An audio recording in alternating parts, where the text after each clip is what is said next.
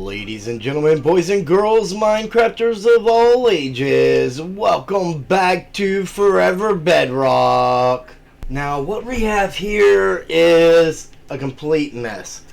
But what you do need to know is that this right here is basically the block that gets ascended to reset the game. And that happens, a few different ways, and once it gets reset, we need it to come down here and follow it right on down, and we've got this little split so it can go off that way, which it does already, and this way, which it does not. And this way it only comes here to this particular area. And this is what I want to go over with you guys right now. So what we're going to do is, we've got some little piston door action going on here. So basically what's going to happen is when a player drops down into the drop chute like so, and they make a decision, regardless which four of these tunnels it is, they have 2 decisions on top of that. So you're going to have a total of 8 decisions on how you're going to descend into the Deepslate dive, right? And as you take the Deepslate dive, once you get to a certain point, there's no going back. And that's exactly what we want. We want them to be committed. Now, once they've chosen that path and they've gotten committed to it and there's no going back, that's when things start to get interesting, because not only are your options at the beginning going to offer you different values for taking the path in which you've taken, but once you reach this point, you're going to have a different route than you would from any other entrance into the Mad Maze. Now, we've had some streams between episodes, and we're going to have quite a few more during the process of this episode. So if you're not already, hit that subscribe button, and you'll get the notifications for those live streams. They're on Wednesdays and Sundays at 7 p.m. Eastern Time. In one of our more recent streams, we installed this and a very temporary, well, maybe not a temporary entrance, but an open entrance here. And again, the second level of the castle is something we're going to deal with like completely last. But for now, we can actually go up to the keep, and we've, during the live streams, have put this together. Now, there's still some stuff to go in here. Like right now, we've got where we can plug in our shulkers for storage. Like, I'll know all this is cobble, this will probably be stone, so forth, so forth. You get the idea. But I really like the look of the keep here. And, there's going to be some more things that are going to have to go in. Like, we're going to need workbenches and things like that up here for us to use. And those may go up on this top floor, which contains an ender chest right here at the top of the stairs. We have our little sleeping quarters over here, our miscellaneous stuff that we're using over here that's for this project. This is all stuff that we're using. And over here, we actually even put the fence post up, but we're going to put a jukebox over here, and we're going to get an allay, and we're going to have some allays helping us do some stuff, especially when we're out digging. I think it'll make life so much easier. And when we come around here,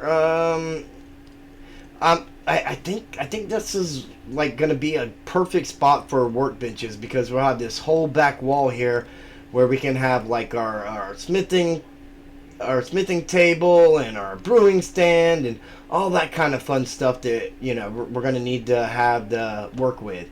And because these are metal bars, we can jump right over and come down with no problem. Now, it's a pretty simple vibe in here, but I think it totally matches what we're doing here with the Mad Castle, and I'm definitely excited see it start to take shape. There's definitely gonna I don't want to do anything on this particular wall because the door is right there, but I'm open to suggestions if you guys have ideas for what we could do with this back area here. assuming it doesn't, you know, interfere into the steps. And I think that area back there could probably pretty much stay open too. We've got the lighting levels at a pretty decent place. I haven't seen any mob spawn, and I really like how we've you know, got these. I think they fit the Mad Castle vibe really, really well. And the chandeliers, that was a process figuring out, but I think they really helped tie it in together as well. Now, our very next order of business is going to be to mine all this out down to this level. As you can see, I've already off camera got the stairs in and got the doors figured out. And the doors are actually working off of a shrieker, believe it or not. And just to simulate, yeah, redstone device, to simulate the reset button taking effect and, you know, all that kind of stuff, we can simply do that. You hear the pistons, and we come around here and it's back open. And that's because every time a player, you know, finishes the game, whether they die or, you know, whatever, we need this to reset for the next person. We can kind of come down here and maybe take a tiny little peek at what's going on here. I'm not 100% actually. This is probably better. So we've got the redstone coming from the shrieker up in the middle of a bunch of wool between the two deals there, and I've got it wooled off so it only detects you when you go over this area here. I'm well aware that people could sneak past it and not set it off, blah blah blah. I mean, I don't think anybody's really going to be worried about that, and that's just this one particular thing. I mean, there's going to be so many things involved in this maze. It's unbelievable, and I'm learning how to do all this on the fly. So if we come down here, we can actually let's get in down here. So what we have is when the shrieker gets detected, it's the pistons right against it to push this redstone block, and the redstone block sends a signal out to both piston doors, and our reset button comes in and, you know, tells this piston, hey, we need to put that back, and it pushes the redstone block back against that piston. Pretty simple stuff. I mean, I'm not going to tell you how many different things I tried before I realized that I could definitely do it that simple. Especially since I don't know of like a Bedrock Edition equivalent to a T flip-flop or any of them other, you know, fancy redstone terms that I'm clueless about. And you know, it's actually a pretty simple thing. So basically what happens is now I can just tie off of this down here, and probably just this side of the repeater, and take it that way and run it straight on into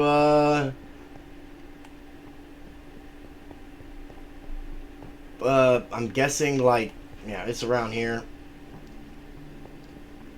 It'll have to cut underneath all this, and it'll end up being like right here somewhere for this particular one, and then I can tie into that and run it that way, and then to that one, and of course the wiring going that way already would connect those for possible exit, you know, entrances there.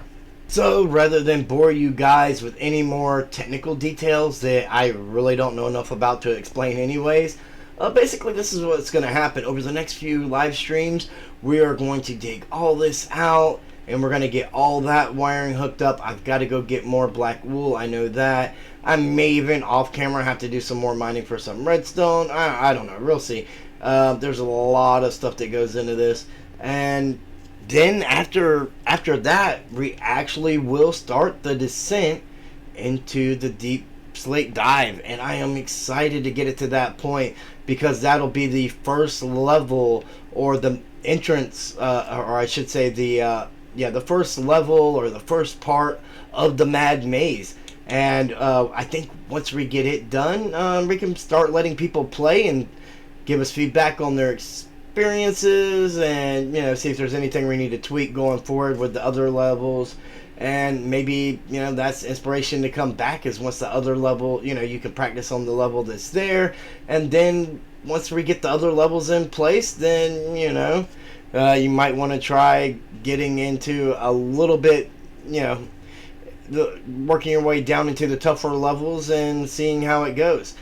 I'm not going to set a particular number on how many levels to this there are. Just know that, I mean, by time it's all said and done, we may be down to Bedrock. And if we run out of room, we will branch out left, right, north, south. It doesn't matter as long as we can get what we need in place.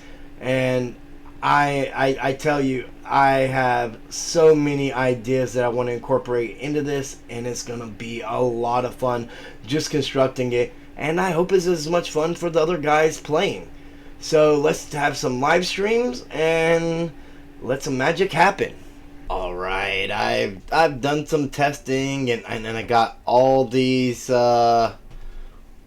things hooked up and working properly now. We can actually, with we might need a little redstone to do this.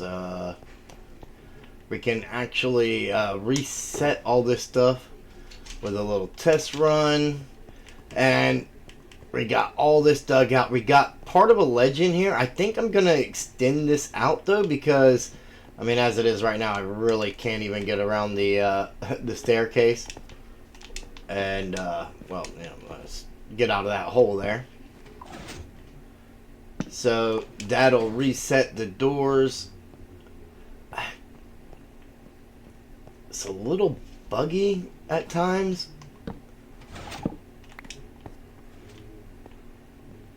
which I'm not 100% sure about what to do about that, but that should have reset all these doors. You can see none of this redstone is on. However, this redstone is, and again, that's part of what I was talking about, it being a little buggy.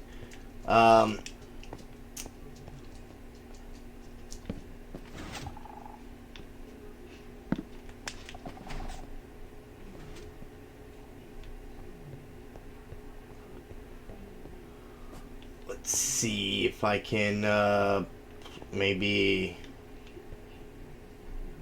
here. No. Here?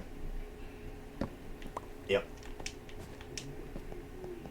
That reset it. So it's not 100% sure why it's doing that, but it's, I think, a nice little randomizer to help contribute to turning off paths that can be taken. Like, maybe every path isn't always available, kind of thing.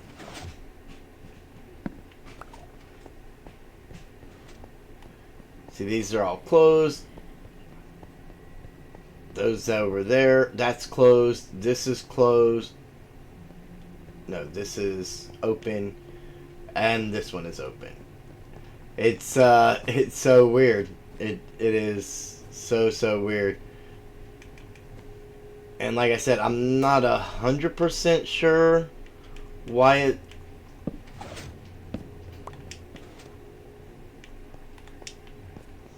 it does that. Okay, this one's reset, and this one reset now.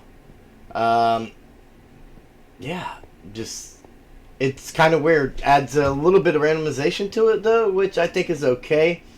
It seems like it's always only one possible entrance on each one that does it at a time. Like, both entrances don't bug out at the same time. If it becomes an issue, we'll do something about it, but otherwise I think it's alright.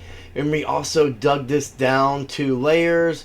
Like pretty much all of this actually happened off camera, despite, I mean, there was a live stream, and we got a little sidetracked, but either way, the work is done, and I'm going to continue working on this off camera when I have the time, just because I think that, you know, helping get this project going and getting things moving along a little bit here and there is making a big difference.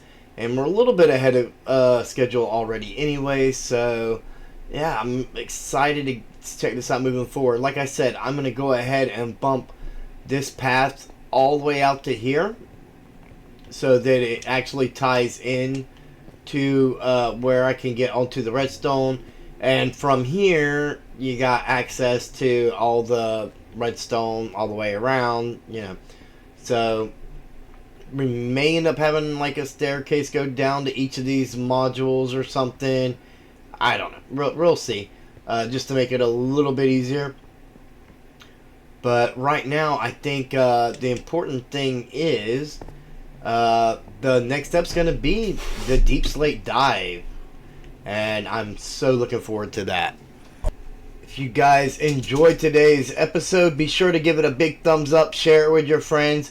If you like the project we have going on here, that's the best thank you can actually give, or appreciation you can show, is by, you know, commenting on the video and giving it that thumbs up. Also, if you're not already, hit that subscribe button and let me know in the comments below if you have any kind of ideas that you would like to possibly see incorporated in here, and if it fits what we're doing and it's something that I feel that I can work in and, you know, bring it to life, I'm more than happy to do that.